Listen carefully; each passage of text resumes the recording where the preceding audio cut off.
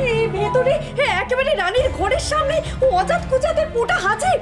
গঙ্গা গঙ্গা, ও মেজো বৌমা দেখো আবার ছোঁয়াছুঁই যেন না হয়। রাজামশাই আর রানী দিদি মেয়েকে আশকারা দিতে গিয়ে দেখছি আমাদের জাতপাত নিয়ে টানাটানি করে দিয়েছেন গো। এই হাট হাট হাট, তুমি এদিক করে এসো, এদিক করে এসো।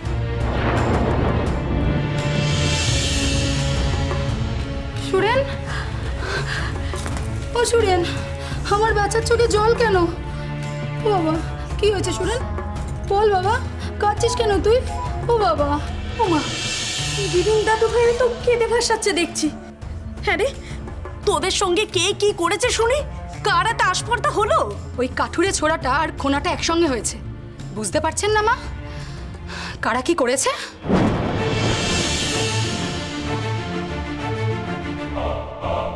আমরা কিছু করিনি। এই চৌকাটের বাইরে, একদম চৌকাটের বাইরে।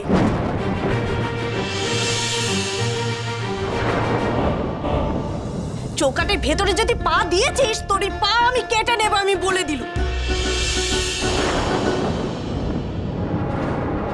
মা গো মা, এই পুজো আচ্ছার বাড়িতে কি অনাসৃষ্টি কাণ্ড বলো তো। তোমাদের পুজো আচ্ছা বুঝি কাটাকাটি মারামারি না করলে হয় না?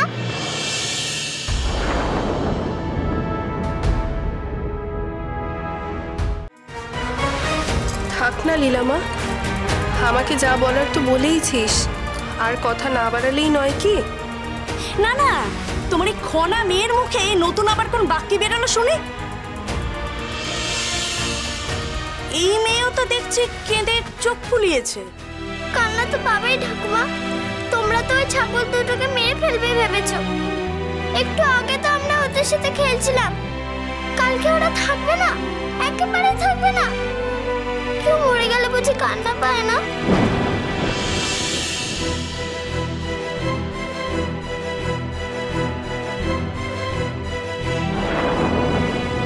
ও মা, শুনছেন কিসব সৃষ্টি ছাড়া কথা বলছে ওই খোনা? না না মেজো খুড়িমা, তুমি জানো ওরা ম্যামা করে ওদের মাকে ডাকে গো। ওরা না থাকলে ওদের মায়ের কত কষ্ট হবে বলো তো। তোমরা ছেড়ে দাও না ওদেরকে, ওরা ওদের মায়ের কাছে ফিরে যাও। হ্যাঁ থাম তুই, ওদের নাকি ফিরিয়ে দেবে। ওরে তোর বাবার করা মানত থেকে এই উৎসর্গ করা হচ্ছে ওই ছাগল দুটোকে। আমি বাবাকে বলবো মানত ফিরিয়ে এনে বলি বন্ধ করে দিতে। থাম মা, আর বড়দের মধ্যে কথা বলিস না। তোমার কথা শুনে তো উল্টে যাচ্ছে তোমার এই হতচ্ছাড়ি মেয়ে। এত বড় সাহস, আমাদের কুলদেবী দেউলি মায়ের কাছে করা দেউলি রাজার মানত না কেউ ফিরিয়ে নিতে বলছে। এই যে শোনাও পা। এই তুই জানিস না এতে আমাদের দেউলি মা কুপিত হবেন, আর কুলদেবী রেগে গেলে আমাদের গোটা বংশের ওপর কত বড় অভিশাপ নেমে আসবে বুঝিস তুই? দেউলি মা তো মাই, আমরা যেমন দেউলি মায়ের সন্তান, ওরাও তো দেউলি মায়েরই সন্তান। কোনো মা সন্তানকে মেরে খুশি হয় গো?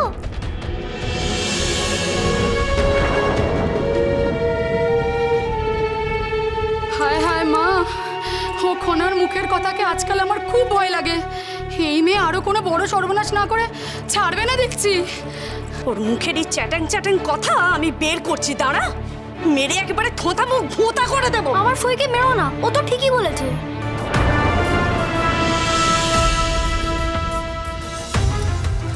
না না মা, আমি বলছি ওরা ভুল করে বলে ফেলেছে, অত কিছু ভেবেচিন্তে বলেনি।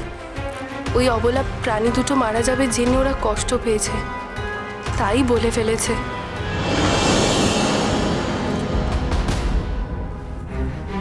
বালাই ষাট, আপনার মেয়ে কেন এমনটা বলছে সেটা আমি কিন্তু খুব ভালো করেই বুঝতে পারছি রানী দিদি। তাই না তাই, এই পুজো তো দেউলির দুই রাজপুত্রের মঙ্গল কামনায় করা হচ্ছে।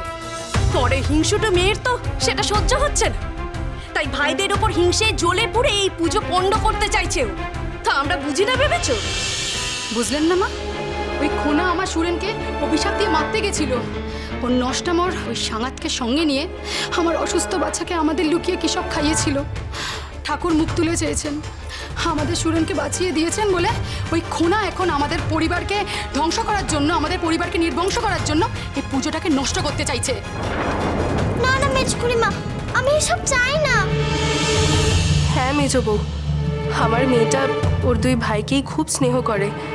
এরই মধ্যে হয়তো ছাগল দুটোকে খুব ভালোবেসে ফেলেছে গো। বিশ্বাস করো, আমার মেয়ে কখনো কারোর ক্ষতি চায় না। শোনো রানী, তোমার এই বিশ্বাস নিয়ে তুমি তোমার মেয়েকে কোলে চেপে থাকো। হ্যাঁ, আমরা তো আর সেই ঝুঁকি নিতে পারবো না। তাই পুজোও হবে, বলিও হবে, মানত পূরণও হবে। মেজো বৌমা, দুই রাজপুত্রটিকে নিয়ে ঘরে এসো। আর রাজা যখন চেয়েছেন এই বলি, সেই আদেশই থাকবে। আর এই আমার শেষ কথা। চলো। খবরদার সুরেন, ওই খোনা মেরা ছায়াও মারবি না তুই, এই বলে রাখলাম তোকে আমি আজকে। খনার কাহিনী সোম থেকে শনি সন্ধ্যে 7:30টায় আকাশ 8-এ।